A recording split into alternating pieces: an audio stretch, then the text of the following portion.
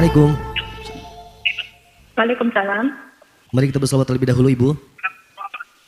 Allahumma sholli ala sayyidina Muhammad wa ala ali sayyidina Muhammad. Allahumma sholli alaihi. Dengan Ibu siapa dan dari mana?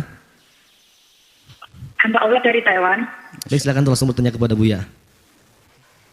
Ya, terima kasih. Assalamualaikum Bu ya. Waalaikumsalam warahmatullahi wabarakatuh.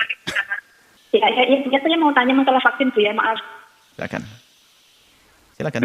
Kan itu saya dengar vaksin AstraZeneca itu mengandung babi dan haram. Apa hukumnya bila sudah terlanjur vaksin Bu ya? Karena kan pas waktu vaksin itu belum mengetahuinya Bu ya. Terus nanti gimana dengan dosis yang kedua kalinya? Terima kasih Bu ya. Jazakallahu khair. Wassalamualaikum warahmatullahi wabarakatuh. Waalaikumsalam warahmatullahi wabarakatuh. Vaksin.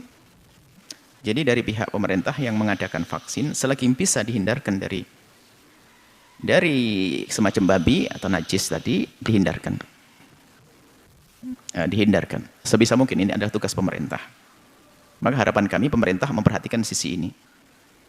Jika ternyata tidak mungkin atau tidak ada obat atau vaksin kecuali harus ada hal-hal tersebut. Seperti misalnya diambil dari babi atau cara pengambilannya bagaimana.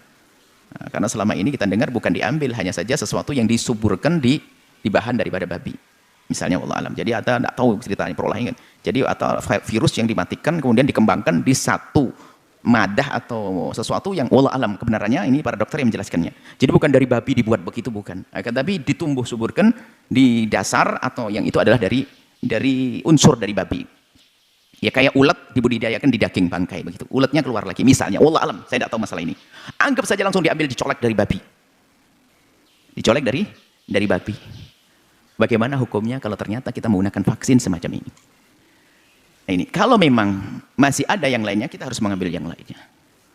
Jika ternyata yang lainnya tidak ada, atau mungkin terlambat berat untuk bisa dijangkau, lebih mudah dengan babi, maka kita harus membedakan, ini bukan dinikmati. Bukan dinikmati, bukan kita buat sate babi. Bukan buat sate babi atau soto babi. Yang jelas-jelas tidak larang dalam Quran, hurimat alaikumul maitatu waddamu wa lahmul khinzir. Anjing babi haram, jelas dalam Al-Quran, tidak boleh ada yang mengatakan babi adalah halal. Nah, dalam keadaan tertentu, kalau memang sudah darurat untuk kesehatan, tidak ada lagi obat selain itu, maka nggak usah mikir, sah-sah saja. Sah-sah saja. Dan itu bukan dikonsumsi atau dimakan, disuntikkan. Karena apa? Kasusnya sudah masuk wilayah darurat. Bahkan kan jangankan untuk vaksin semacam ini, kalau sudah darurat, itu kita tidak menemukan, takut menuju kepada kematian, yang ada hanya babi, kita makan babi. Dimakan juga boleh. Tapi kalau ternyata tidak darurat, dihindari. Dihindari, tidak darurat, masih ada vaksin yang lain. Itu tugas pemerintah yang perlu, yang wajib menghadirkan ini semua. Karena yang bisa hanya pemerintah, individu nggak mampu itu semuanya. Dan jika pemerintah memperhatikan sisi ini, pahalanya gede di hadapan Allah. Tapi ternyata mampu, tapi pemerintah tidak mau ikut-ikut, ya ini membuat sebuah kesalahan, dosa dia.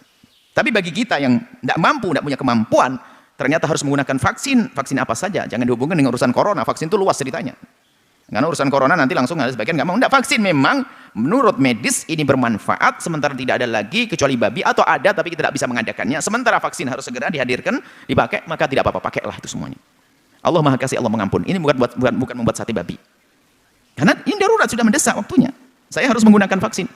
Cuma tadi 1, 2 berarti ini vaksin apa? Vaksin corona kan? Ya. Kalau itu memang tidak ada lagi, pakai.